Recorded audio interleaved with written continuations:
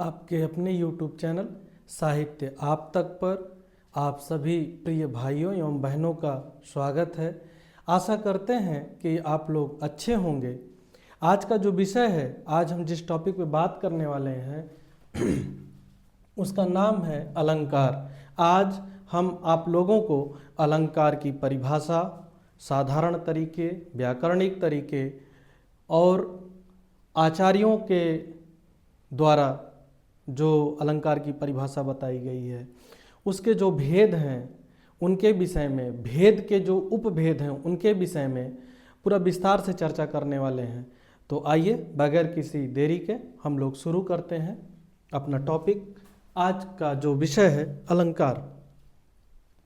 तो सबसे पहले आपको जानना है कि अलंकार का अर्थ क्या होता है। अलंकार का शाब्दिक अर्थ होता है आभूषण या गहना। अलंकार दो शब्दों से बना है। जब इसका हम संधि विच्छेद करते हैं तो आप देखेंगे होगा अलम धन कार। अलम का अर्थ होता है सजाना, कार का अर्थ होता है करने वाला, अर्थात सजावट करने वाला या सजाना। इसको हम अंडर मार्क कर देते हैं, ठीक है। तो इस प्रकार इतने से अब आपको समझ में आ गया होगा कि अलंकार का जो कार्य है वो क्या करना है, सजावट करना। अब आइए इसको परिभाषा के माध्यम से समझते हैं। तो व्याकरणिक तरीके जो इसका परिभाषा है वो कुछ इस प्रकार है कि काव्य की शोभा बढ़ाने वाले धर्म को अलंकार कहते हैं।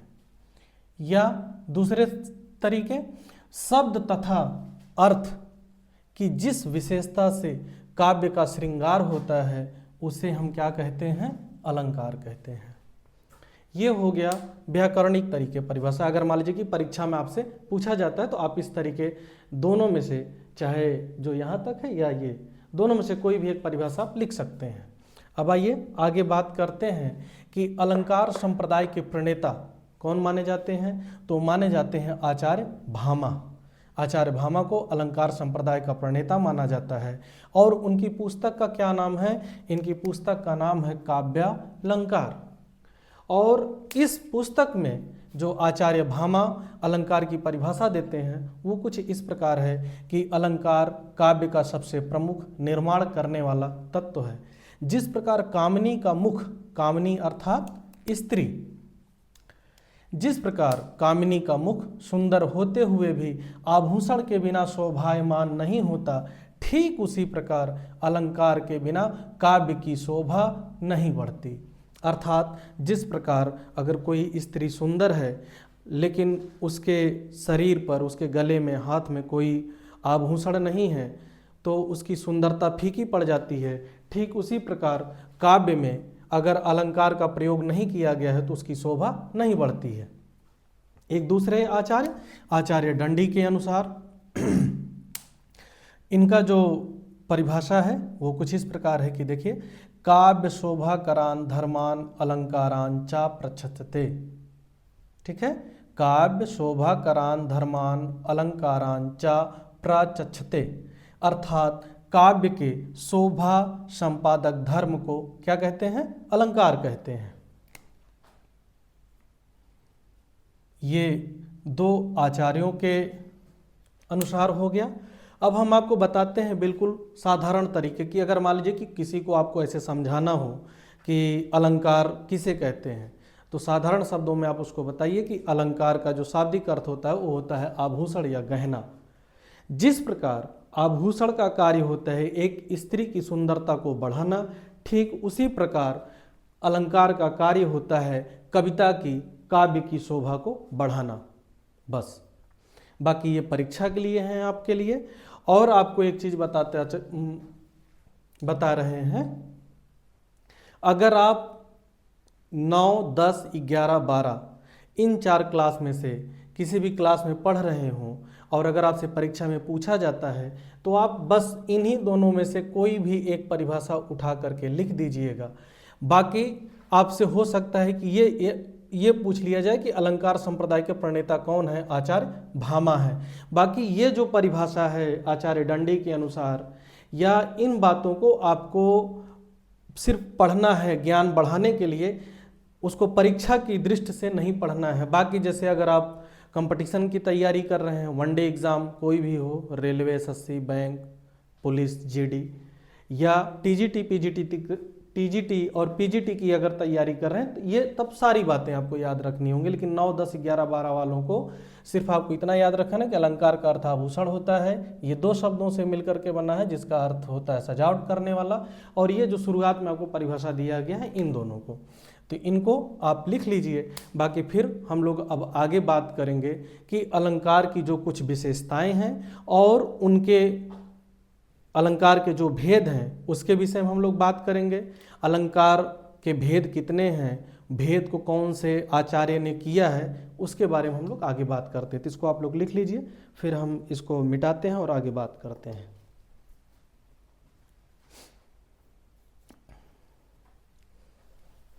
चलिए, तो अब हम लोग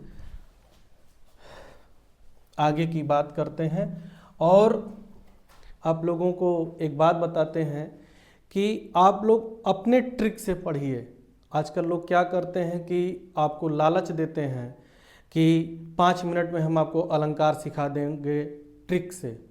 तो प्रिय बच्चों, मेरे भाइयों बहनों, ट्रिक से मैथ हल किया जाता है, सवाल हल किया जाता है। 5 मिनट में कोई भी आपको अलंकार नहीं सिखा सकता है। ये सिर्फ अपना स्वार्थ सिद्ध करने वाली बात है। जब तक आपको किसी भी विषय में विस्तृत जानकारी नहीं रहेगी, तब तक आप परीक्षा में जा कर के अच्छा प्रदर्शन नहीं कर सकते हैं। तो हम आपको कोई ट्रिक यहाँ पे नहीं बताएंगे, आप अपना ट्रिक बनाइए याद करने का। जब आप अपने ट्रिक से याद करेंगे तो चीज़ें आपको भूलेंगी नहीं।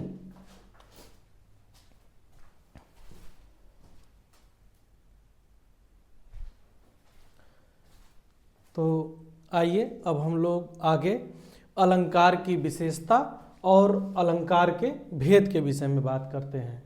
तो सबसे पहले अलंकार की विशेषता क्या क्या है? काव्य की शोभा को बढ़ाना। दूसरे नंबर पर अलंकार शब्द का शाब्दिक अर्थ गहना या आभूषण है। ठीक है। तीसरे नंबर पर अलंकार से कवि को अपनी भावनाओं को प्रकट करने में, शब्दों को सजावटी बनाने में मदद मिलती है। ये अलंकार की 3 विशेषताएं। अब आते हैं हम लोग अलंकार के भेद पर बात करते हैं। यहां हम ऑब्लिक का चिन्ह दे दिए। अलंकार के 3 भेद माने गए हैं। कैसे और ये भेद कौन किया, ये उनके बारे में बात करते हैं।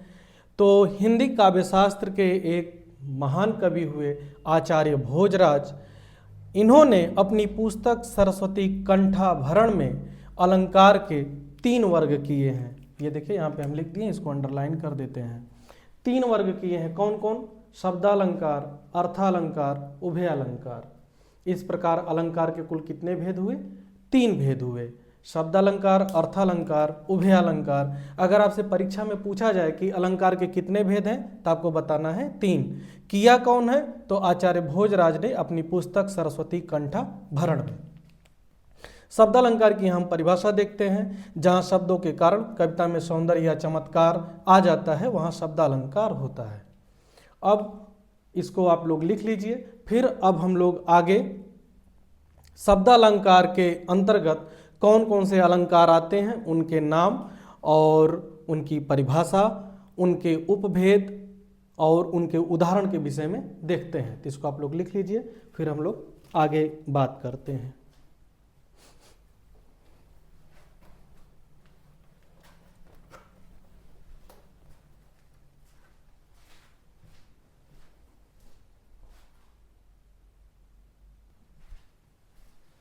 तो आइए अब हम लोग शब्दालंकार के भेद और भेद के जो उपभेद हैं उनके विषय में जानते हैं।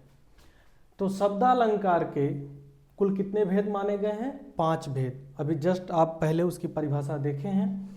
तो इसके कुल कितने भेद माने गए हैं? 5 भेद। इन नामों को आप याद रखिएगा। परीक्षा में सवाल कैसे बनाएगा आपसे कि इनमें से शब्दालंकार का भेद कौन सा नहीं है। 3 नाम आपको दे देगा शब्दालंकार का, 1 नाम दे देगा अर्थालंकार का। तो आपको इन पांचों नामों को याद रखना है। कौन कौन है? अनुप्रास अलंकार, यमक अलंकार, श्लेष अलंकार, वक्रोक्ति अलंकार और विवक्षा अलंकार। अब आते हैं हम उपभेद पे। तो अनुप्रास अलंकार, ठीक है, यहाँ देखिए अनुप्रास अलंकार। पहले तो इसकी परिभाषा देखते हैं कि जहां किसी कविता की पंक्ति में एक ही वर्ण एक से अधिक बार आता है वहां अनुप्रास अलंकार होता है। इसके कितने भेद उपभेद माने गए हैं? अनुप्रास के भी, ये देखिए अंडरलाइन कर देते हैं, 5 उपभेद माने गए हैं। कौन कौन से? वृत्त्यानुप्रास अलंकार, छेकानुप्रास अलंकार, लाटानुप्रास अलंकार, अंत्यानुप्रास अलंकार और अंतिम है श्रुत्यानुप्रास अलंकार। आपको जो याद रखना, ये सारी बातें अब हम आपको बताते हैं कि प्रमुख बातें कौन सी आपको याद रखनी है। सबसे पहले आप ये शब्द अलंकार के जो 5 भेद हैं इनका नाम आप याद रखेंगे, ठीक है। अनुप्रास अलंकार के जो ये 5 भेद हैं इनको आप याद रखिएगा, इनका नाम ये महत्वपूर्ण है। लेकिन जो उदाहरण आपसे पूछा जाएगा वो सिर्फ कैसे पूछा जाएगा? एक तो आपसे लाटानुप्रास अलंकार से पूछ लिया जाता है, इसका उदाहरण हम लोग आगे समझेंगे। और बाकी अनुप्रास अलंकार यानी जो भी आपसे उदाहरण पूछा जाएगा वो सीधे आपको ऑप्शन में दिया जाएगा कि निम्नलिखित पंक्तियों में कौन सा अलंकार है। जैसे मुदित महीपत मंदिर आए, सेवक सचिव सुवंत बुलाए, ये कविता की लाइन आपको लिख दी जाएगी और आपसे पूछा जाएगा कि इस पंक्ति में कौन सा अलंकार है। अब आपको ऑप्शन कैसे दिया जाएगा? अनुप्रास, यमक, श्लेष, वक्रोक्ति। अब आपको पहचानना होगा। तो इसके उदाहरण, ये परिभाषा हम लिख दी है, बाकी इसको हम इसके उदाहरण को कैसे पहचानेंगे वो हम लोग आगे देखते हैं। और दूसरा जो इसके उपभेद से अगर कोई पूछा जाता है तो ये लाटानुप्रास पूछा जाता है, ये बहुत सरल है, इसका भी हम आपको उदाहरण बता देंगे। तो आप इसको लिख लीजिए और आज की इस वीडियो में बस इतना ही। हम अगली वीडियो में इस सब के उदाहरण, शब्दालंकार के उदाहरण और अर्थालंकार की परिभाषा, उसके उदाहरण के साथ मिलेंगे। और जो पिछला वीडियो था रस और उपसर्ग का, उस पे भी ऑब्जेक्टिव क्वेश्चन हमको बनाना है, जो वस्तुनिष्ठ प्रश्न आएंगे परीक्षा में कैसे पूछे जाएंगे, उस पे भी हम बहुत जल्द आप लोगों से चर्चा करेंगे।